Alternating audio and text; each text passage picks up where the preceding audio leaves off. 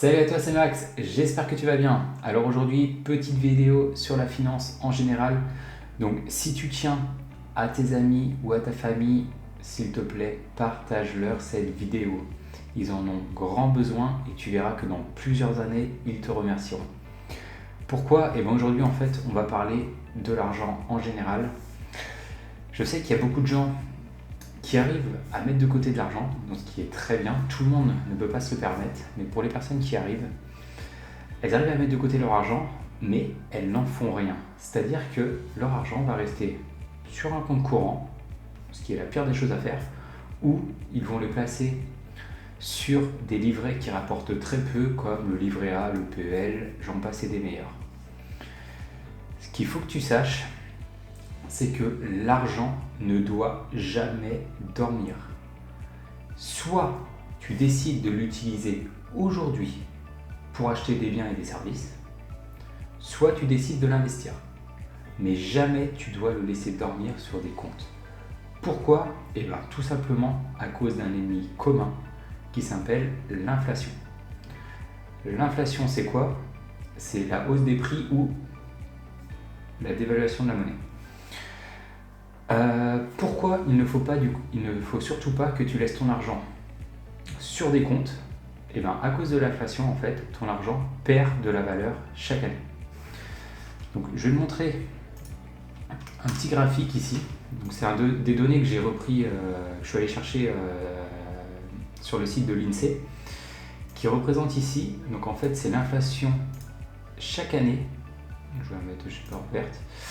L'inflation chaque année. Moyenne française. Donc comme vous pouvez le voir là, cette année en 2022, on est à 5,2% d'inflation. Ça veut dire quoi? Ça veut dire que actuellement, en 2022, comparé à 2021, tu as perdu 5,2% de pouvoir d'achat à revenu constant. Et là, ce que je vous ai mis ici en jaune, c'est l'inflation moyenne depuis 1991. Et donc c'est 1,6%. Qu'est-ce qu'ils veulent dire tout simplement? Ils veulent dire que chaque année, en moyenne, ton argent se déprécie de 1,6%. C'est-à-dire que si aujourd'hui tu avais 100 euros, et bien si demain en fait tes 100 euros vaudraient 98 euros et 40 centimes. Maintenant, je vais te faire un petit calcul et tu vas comprendre pourquoi c'est important de ne surtout pas laisser dormir son argent.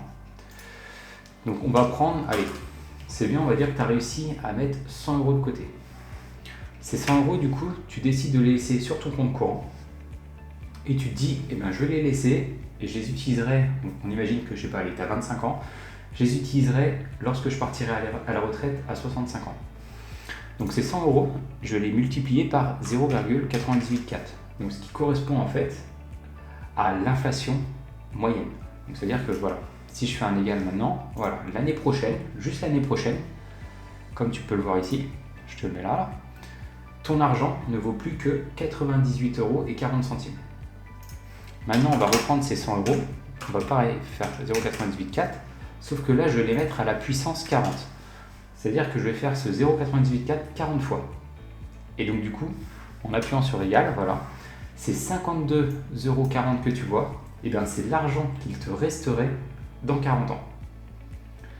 Ça veut dire que dans 40 ans, donc physiquement tu aurais toujours en fait 100 euros sur ton compte, ça ne bougera pas, tu auras toujours 100 euros, mais par rapport au prix qu'auront pris en fait, les différents produits, biens et services, et ben, ton argent dans 40 ans équivaudrait à 52 euros maintenant.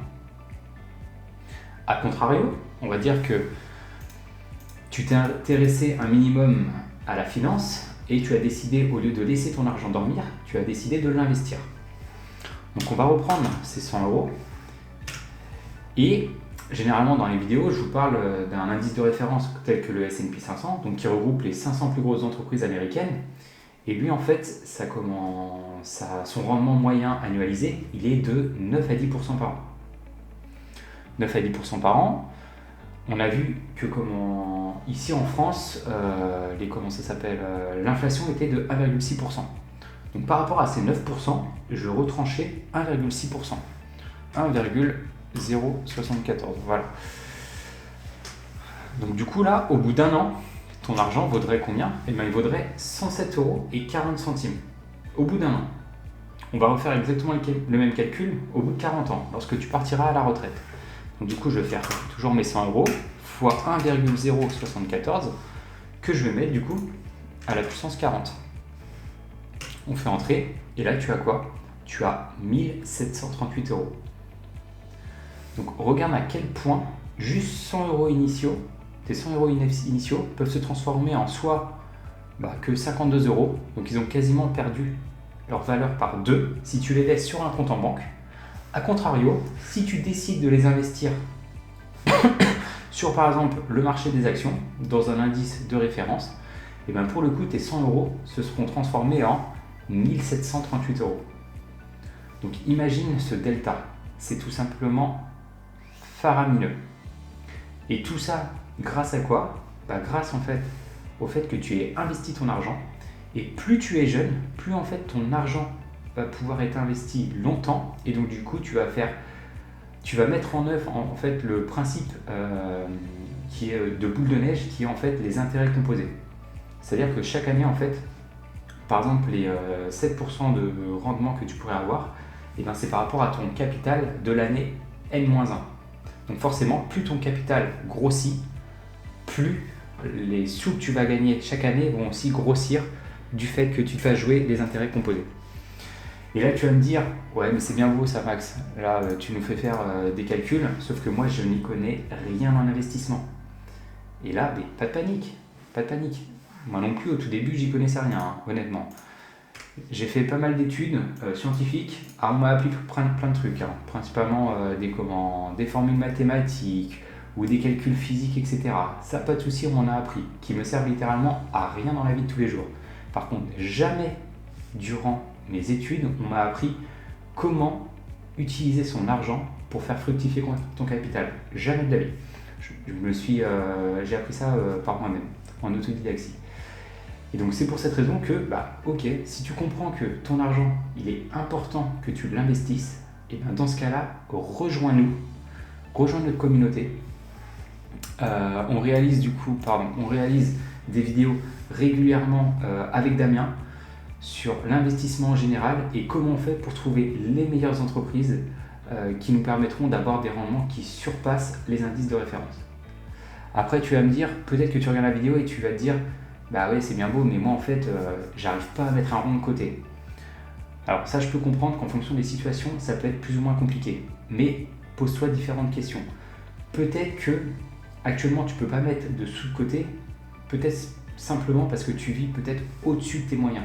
Peut-être que par exemple, je sais pas, le logement dans lequel tu habites, et peut-être que si tu avais ce même logement, mais par exemple, je sais pas, imagine tu habites en ville, si tu te recules de 30 minutes par rapport à la ville, tu pourrais avoir un loyer qui est un petit peu plus faible.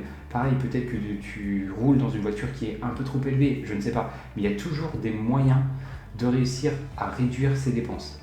Et crois-moi que même le simple euro que tu arrives à réduire en dépenses, c'est un euro qui va pouvoir faire jouer la magie des intérêts composés, et à long terme, ça va pouvoir te rapporter gros. Donc ne te dis pas, ouais, mais je vais juste gagner 5 ou 10 € par semaine. Non, 5 ou 10 € par semaine, c'est déjà énorme. Donc voilà, c'était Maxime, j'espère que tu as apprécié cette vidéo. On se retrouve dans une prochaine analyse. Ciao!